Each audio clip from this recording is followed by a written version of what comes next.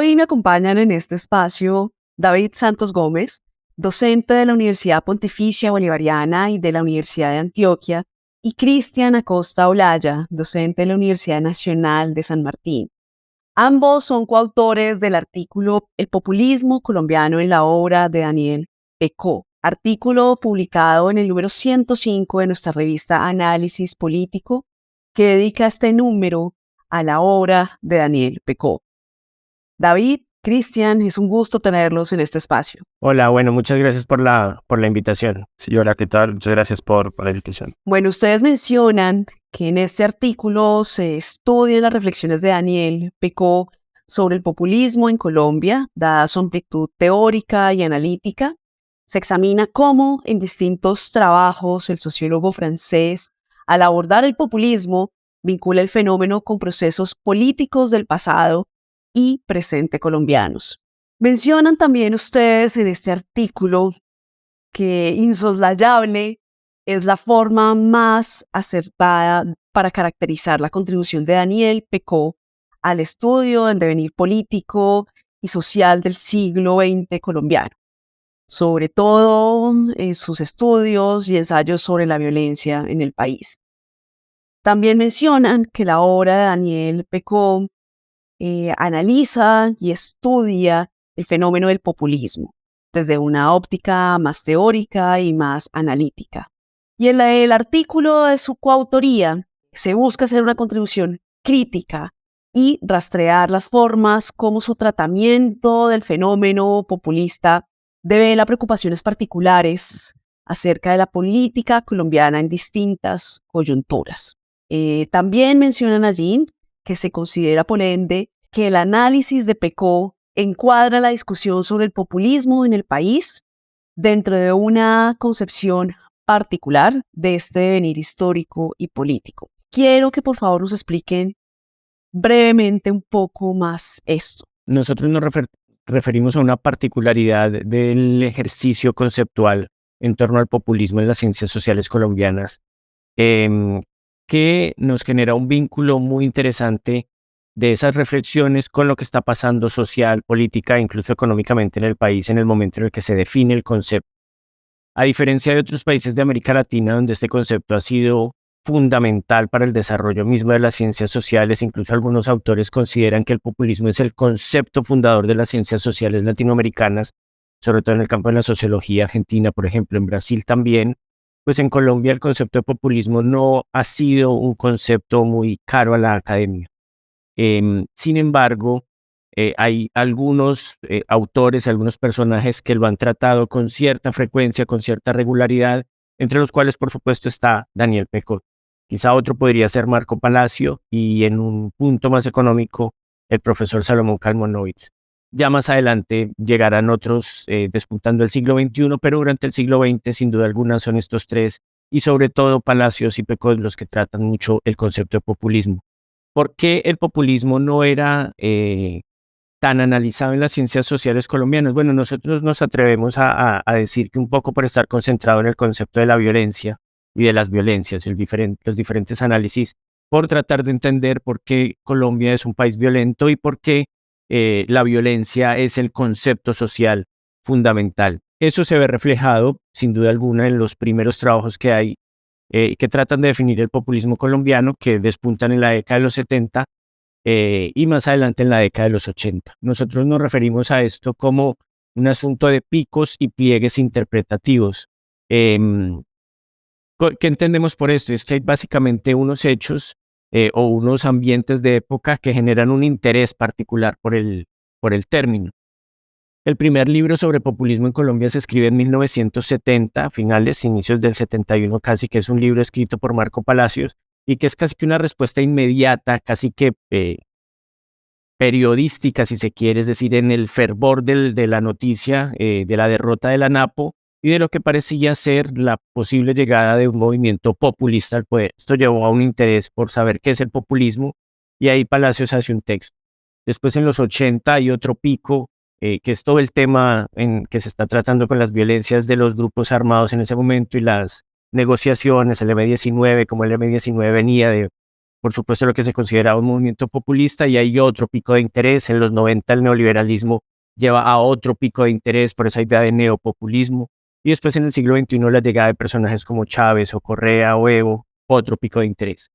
Esto lleva a que en cada momento se trate el concepto y en cada momento que se trata haya como un pliegue o una revisión del concepto anterior. Y eso lo hace, por supuesto, Pecó una y otra vez, empezando en el 76 con sus primeros trabajos, pero quizá con Orden y Violencia es donde el populismo per se colombiano es el gaitanismo, y hace allí todo un análisis que refleja cuáles son las características de este concepto, de este fenómeno, y cómo a lo largo de su estudio, pues el concepto va variando de acuerdo a las características que tiene la sociedad colombiana en ese momento. Entremos al orden, la violencia y al populismo en la obra de Daniel Pecó y en particular al gaitanismo. En breve y en concreto,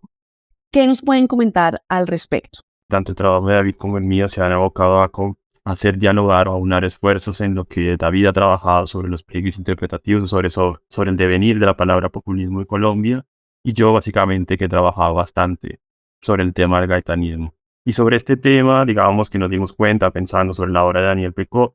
que este autor francés vuelve una y otra vez a retomar los trabajos y sobre las reflexiones sobre el gaitanismo para indagar una y otra vez el devenir de la historia colombiana. En ese sentido, me parece que es sintomático, como decía David, ¿no? También él vuelve al gaitanismo en el 73, en el 87, cuando sale Orden y Violencia, pero después vuelve también en otros artículos, que son los artículos del 2000, del 2012, 2014, incluso en este trabajo,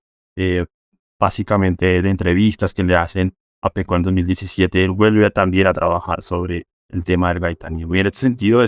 parece importante que vuelva él, o nosotros discutimos por qué volvía tanto al gaitanismo, y creo que tiene que ver su relación para explicar la violencia. Me parece que Pecó de alguna manera vincula el gaitanismo constantemente con una explicación de por qué Colombia tuvo el devenir de violencia que tuvo, ¿no? Y en ese sentido me parece que él vuelve a los años 40 y también, digamos, a principios de los 50 para caracterizar a Colombia como un país que desafortunadamente no logró un desarrollo robusto del sindicalismo, no logró que las fuerzas o los sectores populares, como lo llama él, tuvieron una identidad fija, sino que siempre estuvieron un poco a la deriva con una identidad bastante perdida, por decirlo así, que es básicamente la pugna entre la idea de clase y la idea de pueblo, y que en este contexto, digamos, de extravío de los sectores populares aparece una figura como Gaitán para reafirmar ese extravío, ¿no? Básicamente como marcando un poco que los sectores populares, por así decirlo, no lograron construir una identidad propia y siempre estuvo mediada por un liderazgo político particular. Y en este sentido, parece que en la reflexión de Pecó, y por eso hacemos un balance crítico de cómo él vuelve este caso, básicamente termina equiparando muchísimo el proceso del populismo como tal, como categoría teórica y como proceso histórico, lo termina vinculando directamente a la violencia, ¿no? Con sus matices, pero finalmente termina vinculándolos directamente. Llegaron nuevas miradas al concepto y al fenómeno del populismo en la década de los 90 y en los albores del siglo XXI. Sobre estos populismos nuevos, ¿qué nos señala la obra de Daniel Pecó? Hay un asunto de transformación conceptual muy interesante en el ejercicio de la definición del populismo como un concepto político polisémico que se ve reflejado en la mayoría de autores que lo tratan, y que por supuesto en Daniel Pecó también hay una transformación importante. Si bien los primeros trabajos del profesor Pecó están enfocados a entender al populismo como el gaitanismo, como un proceso históricamente situado con unas características muy puntuales, a medida que el concepto se va ampliando incluso en el uso del lenguaje cotidiano, el uso de la palabra populismo pasa a ser eh, incluso con una carga peyorativa, ¿cierto? Y pasa a adquirir elementos de diversas características políticas que lo hacen mucho más complejo de asir y de apretar y de definir. Muchos, incluso cientistas sociales, aseguran que sería mejor dejar de lado el concepto de populismo porque se hace inabarcable y pasa a ser simplemente un adjetivo calificativo de una irresponsabilidad fiscal y de una irresponsabilidad política de promesas incumplidas, ¿cierto? Sin embargo, dentro del proceso que hace el profesor Pecot, sin duda se ve primero este trabajo muy enfocado hacia el gaitanismo, pero esa idea de la que hablaba Cristian también sobre cómo el populismo en Colombia, a diferencia de otros casos, y eso se repite en otros autores también, pero Pecot pasa a ser uno de los principales en la búsqueda del concepto de populismo en Colombia, que lo hace ver así, y es como el populismo al no llegar al poder en Colombia pudo haber degenerado en una violencia, que además, lo decimos nosotros ahí en el artículo, es un proceso contrafáctico imposible eh, de comprobar. Es decir, si hubiera habido populismo en Colombia, si Gaitán hubiera llegado al poder, entonces Colombia no hubiera sido el país violento que resultó. Esto pasa a ser muy fuerte en esas primeras interpretaciones, pero como bien decías ahora, la llegada de la década de los 90, gobiernos neoliberales que tuvieron unas características que algunos denominan como liderazgos carismáticos, personajes como Menem, como Fujimori,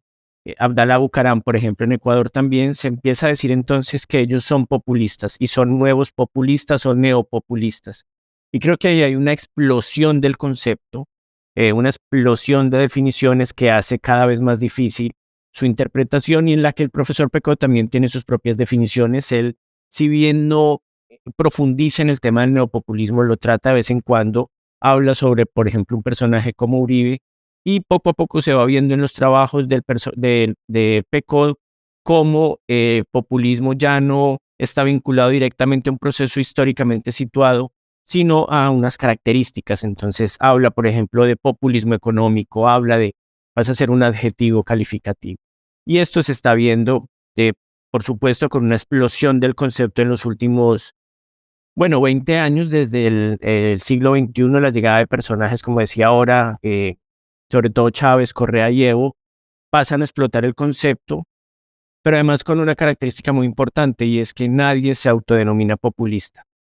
Y en ese sentido son los académicos los que terminan por decir quién es populista y quién no es populista, y al no existir un apego al concepto por su carga peyorativa, pues las definiciones